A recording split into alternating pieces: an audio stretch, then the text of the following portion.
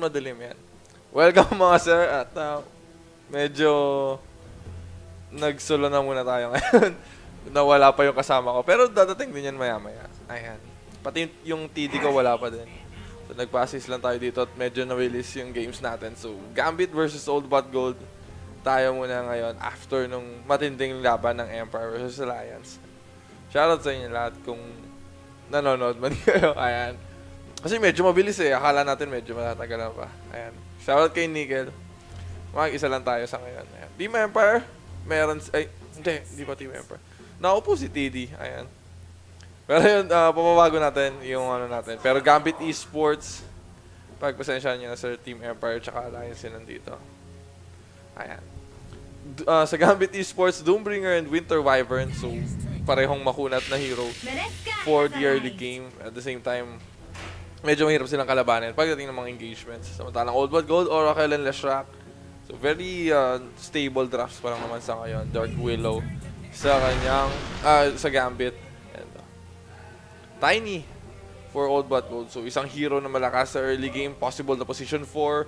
So, mukhang off-lane or mid Leshrac na dito sa Old But Gold. Medyo mabilis yung draft natin sa ngayon. Okay. So, titingnan natin.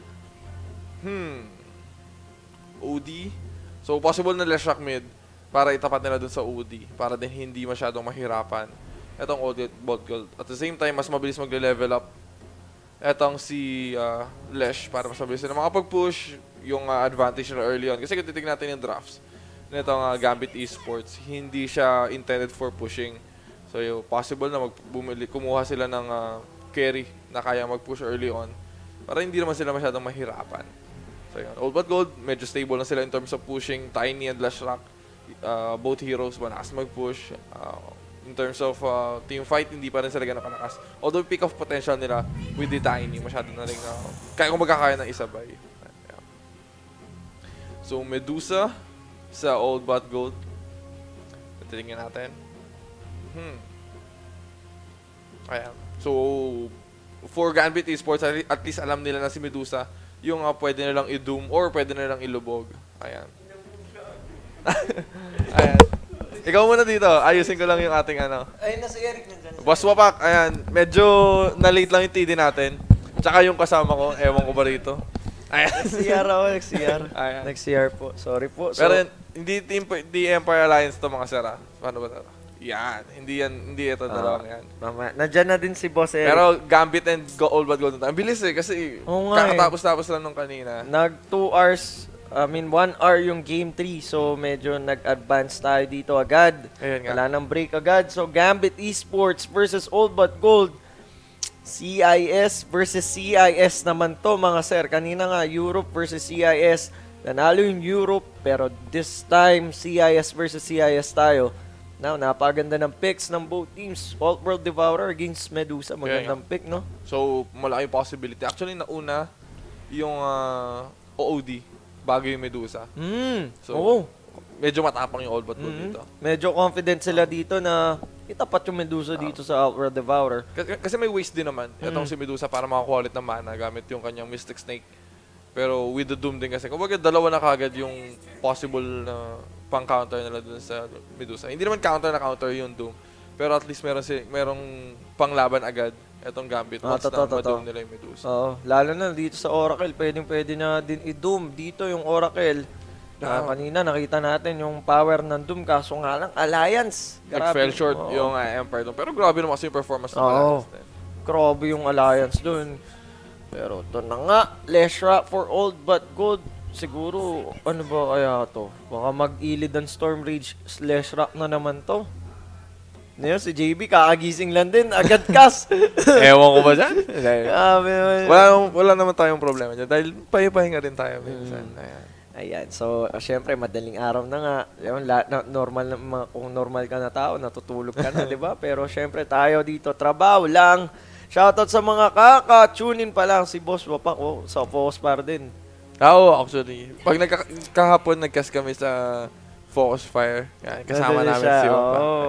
Ayan, mamaya din, Focus Fire tayo. NA naman yun, mga sir. So this time, All But Gold, their last pick will be Sand King dito. ganda ng team fight nila Oh. dito. So both teams medyo secured naman na yung team fight potential nung yung lineup nila. At the same time, meron silang hero na panghabol dun sa mga heroes kagaya ni OD at yung mga nasa likod na heroes ng Gambit Esports. So yung Dark Willow and Winter Wyvern, kailangan nila mag-ingat din against Tiny and Sand King. So Anti-Mage, magandang counter sa Medusa, magandang synergy Totoo. sa OD kasi mauubos ni OD yung mga mana. Oo. Ano ito ang heroes ng Old Blood Gold. So, at the same time, hindi ganun kalakas yung tag dito, hold or yung pang-chase nila sa Anti-Mage. So, nandiyan yung Sand King tsaka yung Tiny pero hindi naman nila kayang patayin basta-basta or hindi nila kayang patayin agad. Itong si Anti-Mage. May control din kasi yung Gambit no? Yeah. May Winter's Curse din, may Terrorize, if ever. Oo. So mamaya, titingnan natin yan. Mamaya, if ever man, kung sino manalo dito, makakalaban nga yung Alliance. Ako, napakagandang laban nun. And Grand Finals yun, mga tropa. Yan nga. Pero yun, shoutout kay Anytime Soon. Kanina Shoutout. pa yan. Shoutout po sa inyo lahat. Pati kahapon, di ba? Oo, kahapon. Puyatan tayo. Araw-araw naman nanonood. No? Ayan, pati sila Wapak, si Nickel. Mga walang ginawa kundi manood. Joke lang. Magalitan pa. Pero yun na, salamat po sa pagpanood dito sa Lupon WXC Nemo TV. Ayan, ito lang gawa. Uy, connection failure. Pero yun, actually, ganun ginagawa ko kapag ka nagtatrabaho doon before. Nung nag-freelance pa ako. Yung nga, background music ko.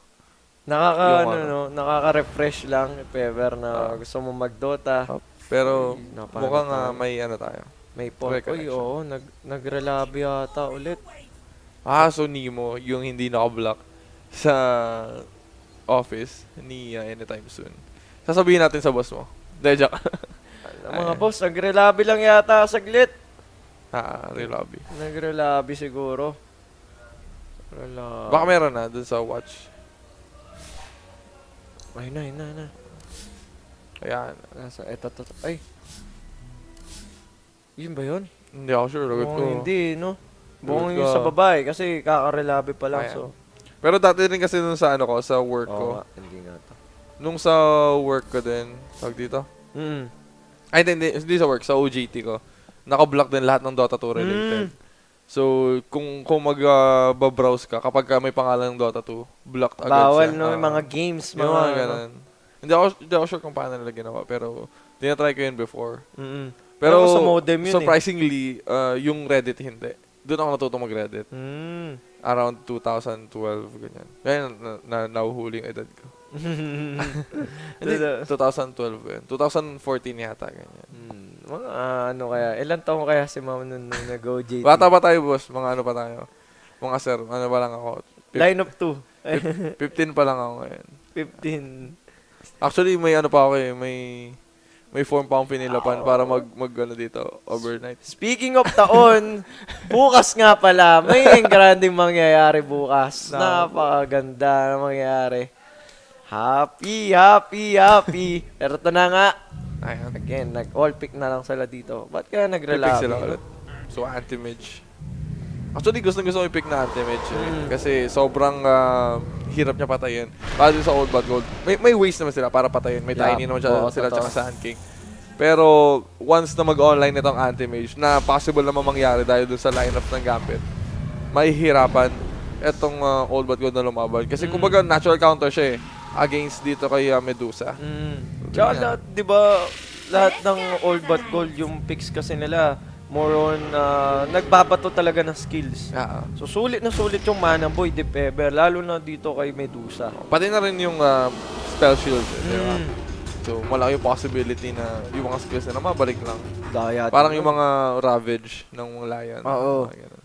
So, yun na. Yung ating game. Let's do this for this first game ng All But Gold versus Gambit. Napakainit ng laban kanina. Sana ngayon, ganun din. Yeah. Yung mangyayari dito. Uy, network agad.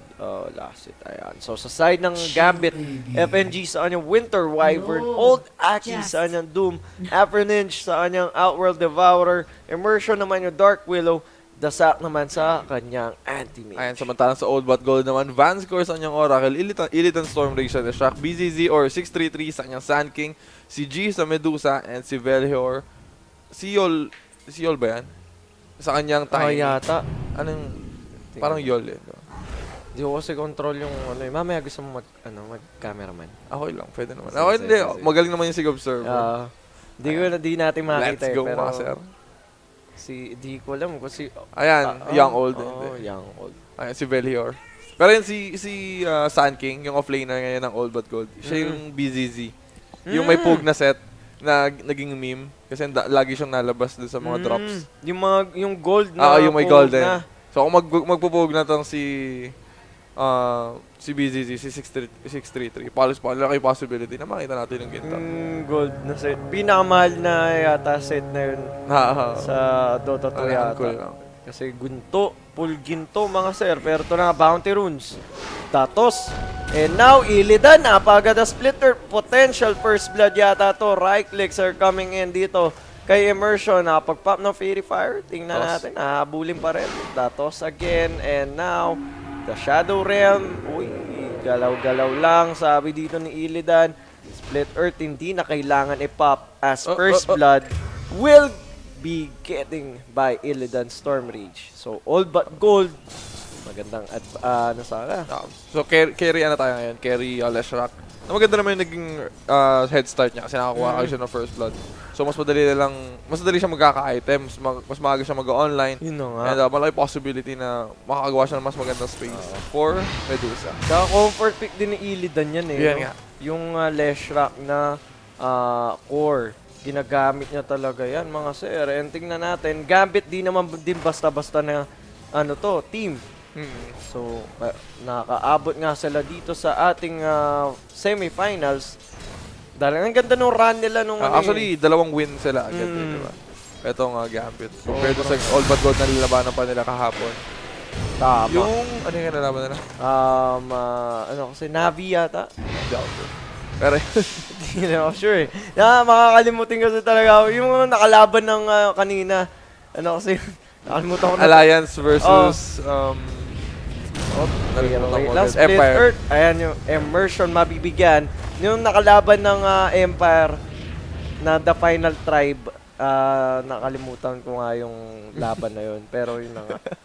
Boss dito. Pero 2 kills agad for All But Gold. Kita mo na yung gamat nila yung mga picks nila dito. Also, expected din na sila yung magkakaroon ng early lead dahil hindi naman malakas for killing agad yung mga heroes ng Gambit. Si Doom, mag-anti-mage siya ng level 6. Yung anti-mage, kailangan pa niya na. Yung, may joke nga ito si anti-mage na 3 AM pa, alas 3 na madaling araw pa daw. Kasi 3 AM means parang 3 anti-mage, di ba? So kapag nagkamanta siya, saka pa siya mag-online saka pa siya magiging active dun sa map. So, malapit naman tayo mag 3 AM mga sir. 2:54 na tayo. Tingnan natin kung makapag-manta style ba to na mabilis. Pero, yun na nga yung mga madami nga din kasing lockdown to All But Gold, no? Siguro. Shoutout kay Balanard. Yan.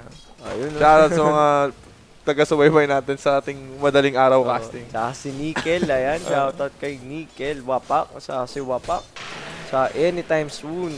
Yung ating mga taga-subaybay ngayong madaling araw. Pero yung mana dito ni 633. Ubus na po mga tropa. Pero the Mango is there. And now the Sack nanganganib. Pero ang gandang counter shield. Counter spell. Kumbaga sila pa yung nalugi din kasi in-expect nila na pwede nilang maharas itong si Daksak. Pero medyo makulat din kasi anti-mage early on. FNG on the Winter Wyvern. Ako, delikado si Vanscore dito pero wala namang kill potential na magaganap. Pero yan ay Fortune Center. Tama dito ay Winter Wyvern but still the Sack. Maganda yung farming na dito against the Sun King. Ayan. Yun naman din yung gusto ng Gambit. Kahit wala sila masyadong kills ngayon. Actually, wala talaga. Pero as long as nakaka-farm si Anti-Mage, yun yung winning condition naman nila pagdating ng late game. So as much as possible, kailangan na lang i-maintain yung kung ano man yung nangyayari for Anti-Mage sa ngayon. Tama. So kaya nga, syempre, ito na si Vanscore, mapapadeny na lang yata dito. Tama po. Delikado ko dyan. Pwede kang puntahan ng supports dito ng Old But Gold. I mean, ng Gambit. Pero still, leading on our last hit chart. Patayin mo, si Anti-Mage. Pero, ayaw niyang patayin, no? Meron nun din kasi shield, no? Pero 6-3-3 mabibigyan dito sa bottom lane. Gambit naman nakakuha ng very good kill doon, pero Vanscore mapapakamatay na nga lang. Yeah. Tamang ano lang, ganito din yung ginawa niya, no? Tsaka, pero alam din kasi ng Gambit na walang kasama tong si Sankey. 63, So, no? nag-go din siya agad-agad. And now, Old Aki dito. Delikado ngayon, nasan yung Split Earth? Ginujuke out dito ni Old Aki yung Split Earth para hindi nga siya namatamaan. Pero the Split Earth combo, napakaganda ng connection pero makunat yung Doom. Meron siyang regeneration dyan and nakapagpapanasalve, hindi na igugo yan ng Old but Gold. Pero lumaban, si Velor dito, nakapag-pop ng bote.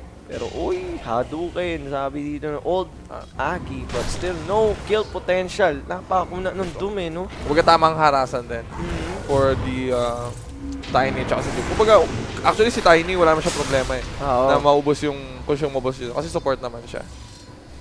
Shoutout kay Chris Kyle. Ayun. Shoutout sa'yo, boss. Rank 2 ka na lang, boss Chris Kyle. May rank 1 na. Sino rank 1? Hindi, siya yung rank 1. Sa ngayon, baka kanina hindi. Baka nagbigay na siya ulit ng 134 siya eh. Magbigay ka na na racket, boss. Para top 1 ka na forever. Pero ito na si Velor. May Tosto, Pangasir. So, Illidan. Bounty lang man. Bounty run nga. Pero 680. Ang gandang Fortune's End. Pero Shadow Realm, wag kang papakita 633. And Immersion nga, makukuha niya pa dito yung Bounty Runes. And magpapadeny na nga lang yata siya sa mga... Uy. Ayan. Kala ko neutral. Pero he will... Tinatanong ni Anytime Soon kung pagong daw yung akin, ano daw yung anong hayop ka daw? Ha? Anong hayop ka daw? Hindi ko alam mga sir. Pero yun na nga, mid lane observer nakuha dito ni Winter Wyvern. And Afroninge, ayun naman yung gagawin ni Afroninge dyan. And also Medusa. Tamang farming lang. Pero yun na nga, mag-neutral dito si Medusa. And mabibigyan ng free lane naman si Afroninge. Ang cute kasi nung pagong kasi naglalakad siya. Si Kyle yung rabbit. Hindi, ano na lang ako. Yung... ikaw, dapat nga yung rabbit eh, diba? Kasi... Hindi, yun eh, ano na lang. Yung... Hindi, kumbaga slow ako magsalita, tapos ikaw medyo mabilis. Ant na lang, ant.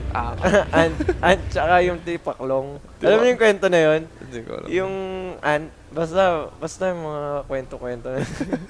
Pero ito na si Velor. Mamaya, okay ito natin pagka wala masyadong pagpatayang oras. Pero Old Aki, naku, yung Pulse Nova ni Illidan ang kati. Napakatay mga sere. Nasa lubong niya pa nga dito si Velor. And Old Aki will fall out on the bottom lane. 633. Mabibigyan naman dito. Dasak pa yung nakakuha. Kumbaga palitan eh, no? Lumalamang tong Gambit sa bottom, pero lumalamang din yung Old But Gold sa top. Pero ang mas magiging problem dito ng Old But Gold, Anti-Mage kasi binibigyan na lang ng space na hindi mo dapat nabibigyan agad. Kasi once na makuha niya yung Battlefield niya, mas mabilis na siyang makakapag-farm. Mas mabilis niya makukuha yung mga items niya. And potentially, mas mabilis na siya mag-online. Mas mabilis niya makukuha yung 3 AM pick niya, di ba? And nakakatakot din yung AM nga against Illidan kasi nga, ano yun, Reshrak, no?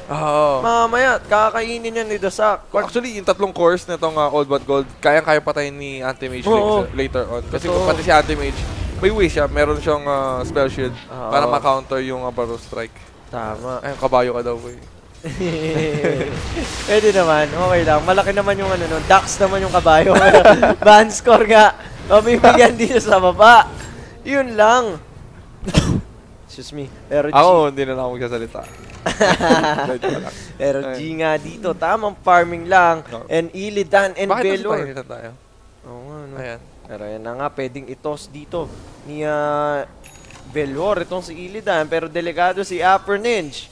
So, let's see. Uy, Daskan, hindi na ispatan. Naku, lumilikod ngayon yung Old But Gold. Napakaganda ng pwesto nila dito. And gusto na nga nilang mabigyan itong si Afroninge. Ayan na nga yung Avalanche plus its Split Earth. Pero, uy, wag muna nyo akong patayin. Magpapatipi daw sila sa mid. Ayan. Pero if ever na mapatayin itong Old But Gold, itong si OD, wala din yung possibility na mabasag kagad yung tower. Kasi yun nga, mabilis mag-push itong si Leshrac. So, magandang rotation yan if ever. Patay na naman dito si mamamatay dito si Apernich. Killing spree for Illidan. Storm Rage pero naiwan siya dito but still walang lockdown dito yung Winter Wyvern. Yeah. And may TP pa nga available dito si Illidan. Naku, lalabanan niya pa ngayon. Ito si FNG. Delikado ka ngayon, boy. Wala ka pang Cold Embrace. Kaya mag-Cold Embrace ka dyan, papatayin kita. Pero Pulse Nova damage is real. Pero may mana boy dito sa Dasak. Boom! Panis! Yun lang. Nabigyan dito si Illidan. Pumunta lang yung Anti-Mage na. Libre gold lang daw. Libre gold, no? Pero uy! Ay na nga, counter shield. Spell shield. Dito ni Dasak is doing it. Pero lalaban niya ng 60-50. Wala siyang mana. Tignan natin. Dasak, tamang blink out lang. Alam niya na hindi na nakaya pero that's your toss. Coming from Belwar. Now FNG nanganganib. Barrow Strike will also connect the supporters and mabibigyan ito si FNG. Tamang lamang na dito ng 1K itong Old But Gold. Pero still, diba? At least hindi si Anti-Mage yung namatay for Gambit. Pero, ayun, mukhang makakulit na another tower itong Old But Gold. Doom. Ops. And now Illidan. Ito na nga yung delikado. Pero still, yung Pulse Nova, pumipitik-pitik. Pero Old But Gold, Old Aki, makakaligtas pa nga yata siya dito. Avalanche will not cancel the TP. Yun lang. Hindi na-ispatan dito ni Belwar. But still, hindi naman namatay si Illidan doon. Yun yung goods doon sa Old But Gold. 5 and 7 tayo. Ayan, kabayo. Mga rera lang kayo dyan, mga sir. Pero ito na nga ang mangyayari dito. Shout out. Warrior ka daw, sabi. Oops! Patay, grabe naman yung Pulse Nova. Yun yung strength, di ba, ng Leshrac na carry. Kasi maaga siya makakuha ng... Yung damage output niya earlier, sobrang lakas din. Tama. Yun nga, kaya sinabi ko before, isa siya sa mga heroes na may 4 na skill na puro damage. So, expect na natin na lahat ng ibabato niya sa kalaban, puro damage din para mabawasan o mapapatay niya yung kalaban. Oo nga. And early soul booster for Leshrac dito. 10 minutes pa lang. Grabe yung Pulse Nova talaga. And also yung Diabolic Edict. Alam mo na nerf na yan ng konti, di ba? Pero still, sobrang viable niya pa rin ngayong meta na to. And now, Belwar, lumilikod pero naispatan siya dyan. Hindi siya makapag-sidestep dito sa Bramble Maze. Pero Betsy na Astral Imprisonment. Pinalubog dito yung Tiny. Ang kate ng damage. Arcane Orb is doing it. Pinaksakan pa ng Sanity's Eclipse. Pero yung Tier 1 middle tower nga, nakuha naman ng Old But Gold doon. Good trade na din. Mag-support. Kaso, as much as possible kasi gusto mong magkaroon kagad ng item yung Tiny. Para isa rin siya sa mga ways para makapag-initiate kayo. Kasi si Sand King, although may ways din siya, pero yung mga Sand King kasi ngayon, hindi na siya ganun kadalas na mag-purchase kagad ng dagger. Pero na lang kung may mga life stealer, di ba? Pero ngayon kasi, hindi na masyado. Nag-purchase sila ng mga utility item. So si Tiny, ina-expect mo rin na makakuha siya ng pang-initiation. Pero Tiny mo, mag-blink dagger pa rin siya rito. Kasi yun nga, medyo nahihirapan itong si Tiny na kumuha ng blink dagger. Grabe yung damage talaga na Leshrac doon. Kita mo naman yung Doombringer. Kita nyo naman mga sir. 0-2 na po dito si Old Aki. Habang si Dasak naman, very good naman siya dito. Going for Battle Fury. Very typical for Anti-Mage. Pero 11 minutes pa nga dyan mga sir. Wala pa siyang perseverance yata. Wala pa. Going straight for the Demon Edge. And, dagger na si Tiny. Ang aga nito. Dagger na? Oo. Kakasabi ko na kanina na kailangan niya ng dagger 12K na. Dagger na siya. Dagger na agad. 12 minutes pa lang. Ang aga. Because of Illidan din, no? Yung mga kills na nakukuha siguro. Medyo nag-snowball. Kasi yun nga, since namatay siya ng mga ilang engagement, na-expect ko na wala pa siyang pang dagger. Pero yun, recta dagger. Etong si Tiny. Nakakatakot yung lineup ngayon ng Old But Gold. Then now, Illidan, Storm Rage. Ito na ang panganib. Pero naispatan siya dito. Yung Pulse Nova na ipap, makatay yung damage. Delikado, may doon pa dito si Old Aki. Yun na nga yung burst capabilities dito ni Dasak with that mana void. Pero para sa akin, tingin ko mas okay na hindi na mag-dagger muna itong si Sand King. Pwede siya mag-purchase ng mga pipe or ng mech Totoo. Pwede siya yung mag-merge ng grips di ba? Pwedeng ganun. Mm. Para mas maging malakas yung early game nila. Kasi may initiator na sila eh. Yung Tiny. Pwedeng siya na yung gumawa ng plays para Oo. makalapit sila dun sa kalaban. So, tingnan natin. Pwedeng mamaya na lang niya bilhin, no? Oo. If ever. Kasi Tiny siya na yung gagawa ng tempo dito sa side ng All But Gold. Ito na nga yung Gambit. Tingnan natin anong gagawin nila ngayon. Nasa bottom lane nagtatambay dito yung All But Gold. Gusto na lang i-take down itong tier 1 bottom tower. But here comes 633. I-toss mo na yan, Bessie Waps. Pero Velor, nag-blinkin siya dito. Gustong bigyan yung Doombringer. The toss onto Illidan Stormreach. Pero there goes your Winter's Curse in the Doom. And now Epicenter, walang tinatamaan dito sa side ng Gambit. Tamang back lang si FNG dyan. Pero goods doon, tier 1 bottom tower nakuha na po ng All But Gold. And now Velor, medyo malayo dito yung Tiny. But still, Illidan, no? Grabe, parang walang damage yung Doom because of the Soul Booster, no? Also, mapapansin mo, di ba, yung mga Last Rock na cores, madalas ginagawa nila Lotus Orb o kaya Scepter. Pero magre-recta kagad siya ng tama ba Octarine? Octarine core. Kasi kailangan niya kagad na masustain yung mana niya. Kasi once na maubos kagad yung mana niya, gamit yung tawag dito, Pulse Nova, pwede kagad siyang i-mana void nitong si Anti-Mage. Tama. So with the Octarine Core, malaki yung possibility na hindi maubos agad-agad. Tsaka mas magiging matagal yung pagsistay niya doon sa gitna ng team fights.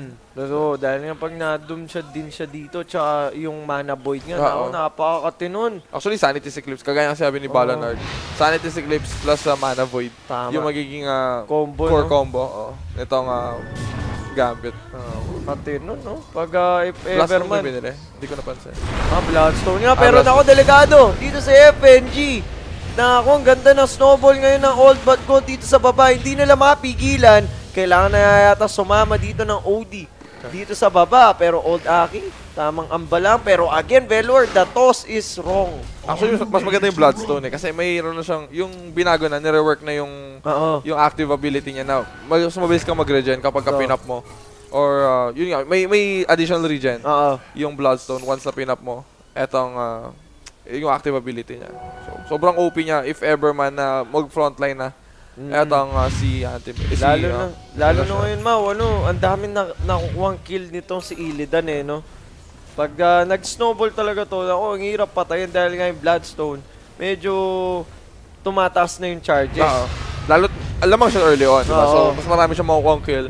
Mas malaki yung magiging charges netong Bloodstone. And ang bilis ng Bloodstone niya, 15 minutes pa lang mga bossing. Bloodstone na dito. Ito si Illidan, Storm Rage. And Velor, pumasok na naman. The toss is there. Nako, terrorize. Tatama pa kay Illidan. Delikado pero may false promise dito si Vanscore. The Vanish dito. And now Sanity's Eclipse na. Delikado pa nga yung All But Gold. Pero yung Bloodstone Charge, nandyan pa si Dasak to secure the kill. Gambit. Toss pa dito mga sir. Grabe naman yun. Kala ko mag-question mark. Team spec na. Actually, Grabe, no? karamihan ginagamit pa rin yung team spec eh. Hindi Oo pa nga, rin no? sila gumagamit ng Discord. Bakit kaya, Mau? Actually, hindi rin ako sure. Kasi siguro preference lang na mas nasanay sila sa team spec. So, yeah. Ayun na nga. Shoutout kay Liel. Shoutout sa'yo, boss. Tsaka kay Balanard, WXC. Sanity's Eclipse. So nga, plus mana void, no? Ubos yung mana talaga dun. Na pag isang pitik ng mana void, patay talaga lahat nung na Sanity's Eclipse. Lalo na kung dikit-dikit. Yeah. Si Dasak. Also, karamihan kasi ng heroes din ng All But Gold, mana dependent. Si Tiny, si Sand King, tsaka itong dalawang core na, yung Medusa, no? Tsaka yung Leshak. So, as much as possible, kailangang ingatan ng All But Gold na hindi sila tamaan lahat ng Sanity's Eclipse para hindi naman sila madelikado sa mga team fights. So, ito nga si Anti-Mage. Meron na siyang Battle Fury dito. 633 naman going for the ano kasi yun, nakalimutan ko tuloy ito. Veil of Discord. And kaya na po dito yung OD. Pero patuloy pa rin na pine-pressure dito ng All But Gold itong bottom lane ng Gambit. As G will take down the tower dito sa baba. And Manta style na din dito yung Medusa. Grabe, ang bibilis ang item nyo. may Manta style na nga. Going for Butterfly. 17 minutes pa lang sa ating game. Itong All But Golden Gambit, ayaw nila magpatalo sa isa't isa. Also, yun din yung kailangan nilang gawin eh. As much as possible, mapaaga rin yung items. itong heroes ng All But Gold kasi very crucial na malamang agad nila si Anti-Mage para hindi siya makapag-frontline pagdating ng engagement. Pero Anti-Mage kasi, unti-unti na rin siya nagkaka-item. So, meron siyang Battle Fury dito. Most likely, makakahabol na siya against dito kay Medusa later. So, si Medusa, kailangan niya nang makakuha. Ayun, nakita natin, di ba? Nag-early Talisman of Evasion siya rito para hindi siya ma-atake agad-agad. Itong si Anti-Mage. Pero Illidan, nakaposition, stop lane. Early butterfly yung bubuyin eh, no? Para tamang ano na dito. Para si Dasak, anong bubuyin niya muna? Kung mag-MKB siya, umanta muna. Actually, hindi ganun ka-common sa mga Anti-Mage yung nag-MKB eh, di ba? Kasi more on stats, more on agility yung hero. So, titingnan natin kung ipipilit niya yung MKB mamaya. Pero as much as possible kasi gusto mo mahampas eh, yung Medusa. So, pwedeng Bloodthorn, pwedeng ibang item. Yun, MKB. Diffusal kaya pwede, no? Pero yun, problem pa rin niya yung pag-hit. Sa bagay. With the butterfly dito ni Medusa. Mahirapan nga, pero FNG. Patay agad dito sa immersion. Now, FNG, nakapag-pop ng Winter's Curse. Makaka-TP ba? Nakakapag-TP nga dito yung Winter Wyvern. Napakaganda naman nun. Pero still, All But Gold leading 4K dito sa ating gold lead. While 10 and 11 tayo mga sir. And ito naman si Dasak. Tamang farm lang. Pero yun yung problem eh, diba, ng Gambit Esports ngayon. Kapag pumika kasi ng Anti-Mage, most likely, dadating pa siya sa point na once na magkaroon siya ng Manta Style, saka siya lalaban. Or kahit nga may Manta na minsan, kailangan pa niya ng Basher or ng BKB, saka siya makakalaban. So sa ngayon, parang 4v5 pa yung naging engagement. Actually, parang 4v4 kasi si Medusa hindi pa rin siya nasama. Pero mas malakas kasi yung fighting potential nitong lineup ng All But Gold sa early game. Totoo. Ang daming kasing disable eh. No? Easy burst down dito kay Tiny. Yung si Immersion natunaw bigla. Nakakita ng Tiny pero yun na nga. Speaking of Tiny, na-DC siya dito. Pahinga muna siya. Ayan. Greed is good daw. Oo nga, Dota 1, no? Naalala ko. Yung sa campaign yun, di ba? Sa campaign. Kahit sa Dota dati, nung nag-aaral pa ako mag-Dota, nag-greed is good ako para matest ko yung mga items. Greed is good. Yung gold 9999, no? May mga papel pa. Yan na nga. Okay. So, signan natin. Nag-pause lang tayo dito saglit. Pero Gina agad yan. Let's see. Gold 999. Ay, sa Dota, Gold 999. Tsaka WTF, no? I see dead people. Uy! Grabe naman yun. Kanina to galing? Kanina yan. Big time. Sa amin talaga to? Tingin. Mga zero. Meron kami DD dito. Ayan. May laman ba? Inigit pa yun. Meron. Dalawa. Thank you, boss. Coach BYB. Salamat kay Coach BYB. Napakayaman. Tamang waldas lang. Then, nanalo si Boss BYB ng ano eh. Hindi siya nanalo yata, no? Second place na yata siya. Auto chess. Si Fox yata yung nanalo. Hindi. Natanggal siya ng ano. Nung parang ano pa lang, brackets pa lang, natalo siya doon. Naalala ko nung pumusta ako kay BYB. May may tie danter siya na level 2 na may refresher. Yun yung unang auto chess na. Tama. Ang problema, na-silence yung tie danter niya. Hindi makapag-ravage. Sayang yun. Easy, easy 40. Ayun. Hesoyam. Ayan. Sa mga, Vice City. Vice City ba yan? San Andreas yata yun eh. Hindi ko alam. Basta yan. Dami kasing GT. Naalala ko lang sa Vice City yung drone. Yung mission na drone. Sobrang sakit sa ulo. Nakakabuisit yan. Although hindi ako naglaro ng ganun eh. Pero maganda kasi hindi nagana sa drone yung hindi ka mababawasan ng buhay. Nasabog talaga siya. So sobrang hirap niyang mission. Daming cheats dun eh, no? All But Gold. Nahuli dito si Upper Ninja. Pero the banish is there. Velor, walang follow-up. Yung kanyang ginawang avalanche toss doon. Pero still, mabibigyan niya ata dito yung Tiny. Ang kati ng Arctic Burn. Boom! Sanity siglip sa mukha. But here goes your Baro Strike. Patay si FNG. Also Immersion. 1 and 2 yung exchange. And now All But Gold. Nadum dito. Itong Celestia. Pero wapakil siya mga bossing. And now, Diabolic Eddie. Grabe yung Bloodstone dito. Didira siya sa push. At yun nga sinasabi natin, hindi pa rin kaya sumabay nitong si Anti-Mage. So, bibigay na nila yung tier 3 tower nila dito at possible pa yung lane of rocks. Wala ng ultimates dito yung Gambit. Naku po, ito na nga si Illidan. Patay na naman si FNG. That's a dieback. Walang kapalagay, mag-golden breeze ka dyan. Magic ako, sabi dito ni Leshrac. Anti-Mage wala pa rin pa eh. Yun na nga, tamang push pa rin siya doon sa top lane, pero, bottom lane, pero ayun na, fortification, pinap na dito ng gamit to delay the push dito ni Illidan, pero yung Diabolic Edict talaga, cooldown na naman dito. Hindi sila titigil yata. Ayan na naman, wala nang ultimates yung Gambit, mga tropa. Bababa pa sila. And AM, hindi pa rin nagtitipi dito Alam ng All But Gold na kaya nila lumaban ngayon. At alam nilang hindi pa kaya lumaban ni Anti-Mage kahit na sumama siya dito sa engagement. So susulitin na ito ng All But Gold in direction nila. Lalo't wala ring doom, walang sanity sigil. Coming from Gambit. Tama, ayan na nga si Immersion. Delegado dito, wala pa rin pakialam dito yung AM. 2 lane of rocks.